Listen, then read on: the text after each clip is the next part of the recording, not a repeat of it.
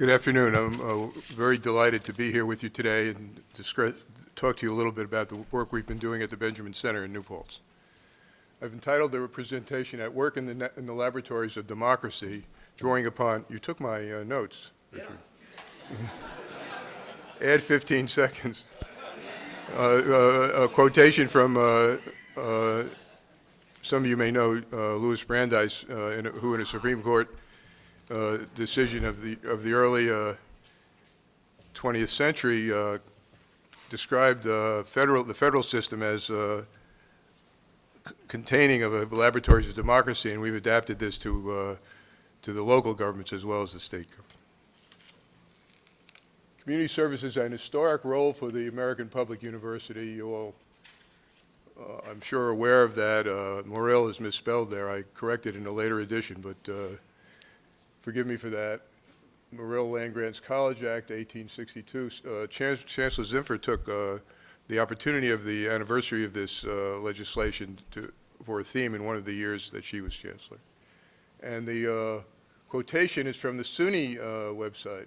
The land grant mission of the university includes a commitment to make contributions in all fields of knowledge to help improve the quality of life in the state, the nation, and the world. SUNY, as you know, Cornell is New York's land grant institution. There's an interesting history about that, but SUNY has a relationship with Cornell that's recognized on our website, and so we were slow to the game toward the values of the Morrill Act, but we did create the Rockefeller Institute in 1981, a public policy think tank, and the campuses have done things, similar things over time. Not all of them have sustained themselves over time. We created the Benjamin Center in 2008. Independently and in collaboration with local governments, businesses, and not-for-profits in the Hudson Valley and throughout the state, we conduct studies, bring visibility to matters, focus communities, foster communities working together and advancing the public interest. That's our statement of our purpose. One of the things we do is agenda setting. So you'll see I'm going to be giving you sort of screenshots of some of our publications. All of these are publication covers. We've been at it for 10 years. The 2020 Vision Project was an attempt to get the school districts in Ulster County all to work together to deliver education and to be administered more efficiently. We worked, of course, with the BOCES system, and particularly with Ulster BOCES to do that, and we've done a number of studies about the logistics of education, also delivering the range of educational opportunity across high schools by regionally centered efforts that concentrate or specialize in particular areas of activity and study, the arts, the social sciences, languages, and so on. And on the left, on my left, your right, our first study, regional well-being, we tried to establish metrics in certain areas of government responsibility, health, education, public safety, and so on, against which county performance could be measured in the Hudson Valley. So we could incentivize measurement, which is, I think, very important in local government and regional activity, and also improvement. That was the initial grant we had with the assistance of Senator Schumer was used to prepare this study, which has been, I think, quite influential. The second thing we do is assist local governments.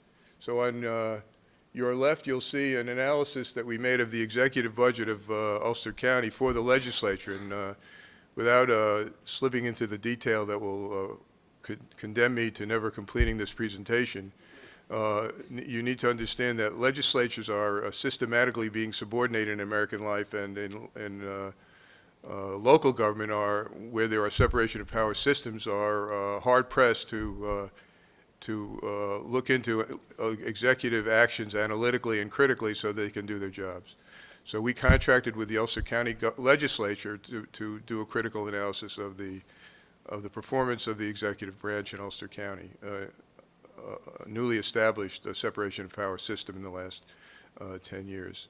And one thing we did, which is develop a model for estimating sales tax revenues going forward, and we are developing that model further, we hope, with the help, with the support of the IBM Corporation. Modeling revenues is fundamentally important to budgeting and keeps you out of trouble if you do it well. On your right, you'll see a study I had a personal hand in for the town of Ossining on a property tax dispute there, on how the property tax is being administered, and it was a no-win and remains a no-win proposition, but we essentially recommended that all alternatives were problematic, so state policy needed to change, and we recommended the state policy changes that were required.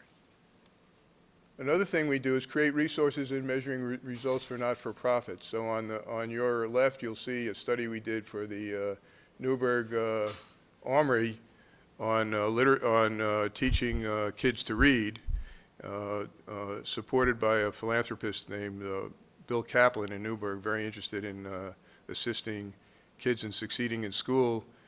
He says for cost avoidance. He doesn't want to admit he's motivated by different than financial motives, but I think that we've shown the success of interactions between graduate students studying to teach literacy and young children in Newburgh at the Armory and after-school programs. And one major thing that came out of this, which was unexpected, was that our graduate students at New Paltz discovered that the perceptions they had of the interest of minority families in their kids' education success going in were incorrect, and it encouraged them to consider employment locations that they otherwise wouldn't have considered as they began their careers as teachers.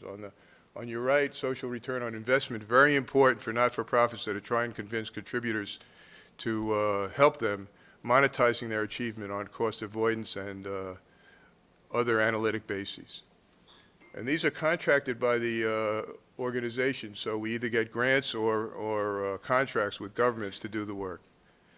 I would say it's essentially subsidized work, but substantially covered by the organizations we work with. This is an early study we did on arts and culture that had statewide impact as we showed the economic and social impact of arts and cultural institutions in the Mid-Hudson Valley. And one of the interesting things here was we had to create the database, as the presumption that the availability of data was behind the proposal, and ultimately we discovered that that presumption was incorrect. Here are two policy papers of importance statewide. One has to do with the hidden costs. These are local. On my left, your right, the Hudson River Cleanup, which we issued just recently, and informs the continuing effort of state not-for-profits to keep this issue alive. And on your left, the way in which the city of Poughkeepsie goes about dealing with housing that's in REM, and how this has hurt their policy to redevelop, their attempts to redevelop the city. Here we have papers on marijuana as a gateway drug, and on education testing, which shows the shortcomings of the tests. The State Education Department has started responding to our research in this area. So it responds to my dad's idea that if you want to get somebody's attention, you have to punch them in the nose. It's harder to do on some issues than others in a public institution. And faculty collaboration, on the left we have a member of the Education Department who wrote a paper we published. On the right, a member of Vassar faculty working with us on a publication that we produced. Student experience, every project has a paid student on it. We have a scholarship funded by an alum. We've had 12 scholarship winners. We have convenings, and Louis Roper here, who has gained distinguished rank recently, ran a conference for us on the 300th anniversary of Henry Hudson sailing the Hudson, which produced a book and convened people nationally. These convenings are about the Wallkill River and about women in politics, which will also result in a book. These are collaborations with the Rockefeller Institute and the Gary King Lectureship, another alum who's funded a lectureship that we bring to campus every year. This was the most recent lecture on extremist violence. Does U.S. government policy make it worse? And then next steps, regional centers across SUNY is my aspiration, integrated and working together to see if state policy works. Thank you for your attention. Thank you.